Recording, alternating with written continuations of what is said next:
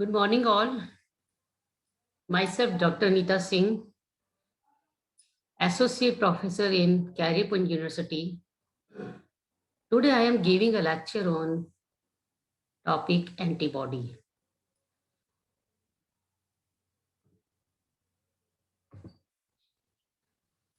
Antibody is a large protein constituents gamma globulin produced by a plasma cell. Plasma cells के द्वारा antibodies का production होता है। यह लार्ज प्रोटीन मॉलिक्यूल्स होते हैं। It is used by the immune system to identify and neutralize pathogens such as bacteria and viruses.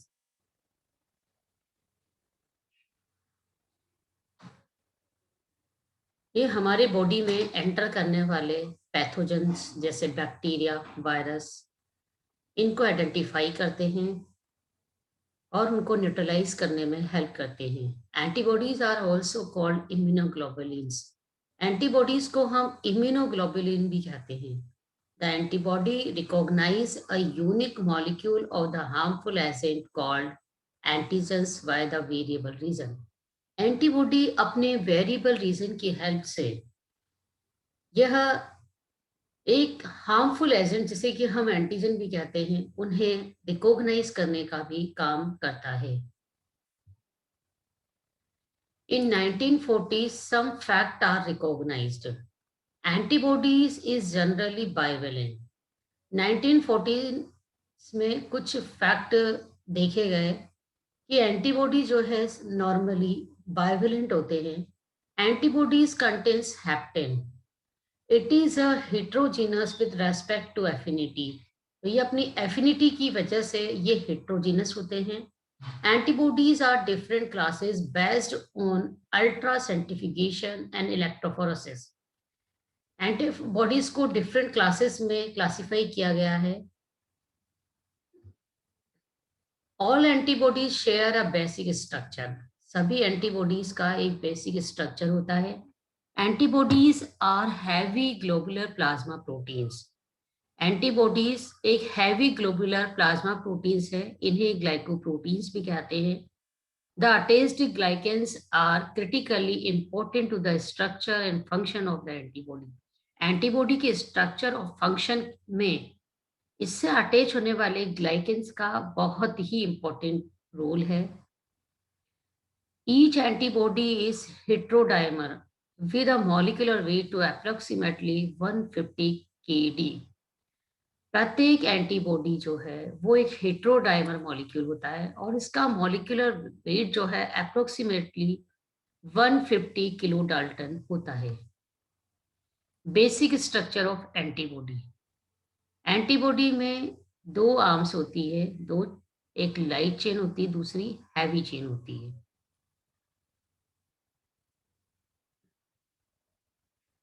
Immunoglobulins. Antibody is composed of two identical heavy polypeptide chains and two identical light chains bonded by interchain disulfide linkage. Antibodies दो heavy polypeptide chain से और दो identical light chain से बना हुआ होता है। ये दोनों चेन एक दूसरे से डाइसल्फाइड लिंकेज के द्वारा जुड़ी हुई रहती है। Each chain is composed of its structural domains called immunoglobulin domains. तो प्रत्येक चेन जो है उसको स्ट्रक्चरली हम डोमेन्स कहते हैं और ये जो चेन होती है इसे हम इम्यूनोग्लोबुलिन डोमेन्स कहते हैं। These domains contain about 70 to 110 amino acids. तो प्रत्येक जो डोमेन्स है, डोमेन्स में लगभग 70 से 110 तक अमीनो एसिड्स पाए जाते हैं।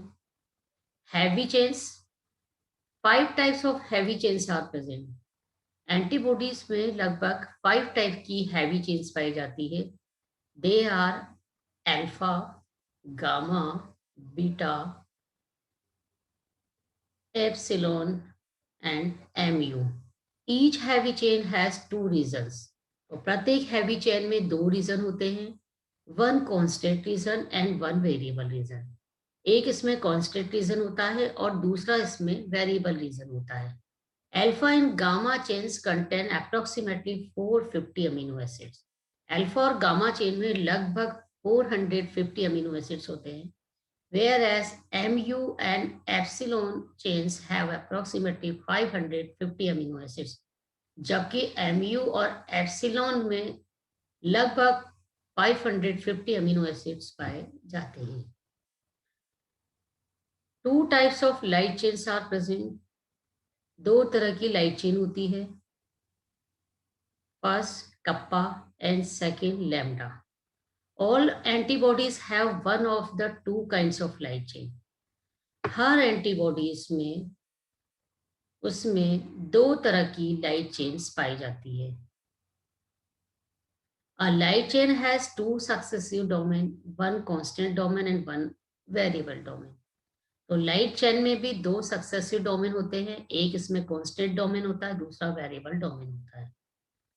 The approximate length of a light chain is 211 to 217 amino acid. Light chain में लगभग 211 से 217 तक अमीनो एसिड्स पाए जाते हैं। Site of immunoglobulins. Different classes of antibodies. There are 5 classes of antibodies are present. They are IgG, IgM, IgA, IgD, and IgE. The antibodies classes are named as correspond to their heavy chain types. Antibodies classes का जो name है basically heavy chain के types के base पर दिया गया है।